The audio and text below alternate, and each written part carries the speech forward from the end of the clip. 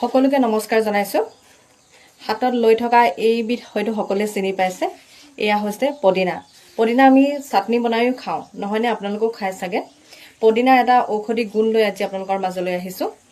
যেতিয়া আমাৰ ডায়েৰিয়া হয় বা কেইবাবাৰো যেতিয়া আমাৰ পায়খানা হয়, তেতিয়া আমি আচলতে প্ৰায় ডক্টৰৰ ওচৰলৈ যাওঁ, কিন্তু ঘৰুৱাভাৱে এই পদিনাইও আমাক বহুতখিনি সহায় কৰে।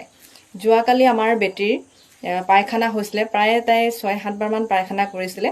মই ডক্টৰৰ ওচৰলৈ নিছিলোঁ যদিও ভাল হোৱা নাছিলে, আৰু খুৰী এগৰাকীয়ে ফোন কৰিলে যে পদিনাৰ আগ কেইটামান পিহি খুৱাই দেচোন বুলি।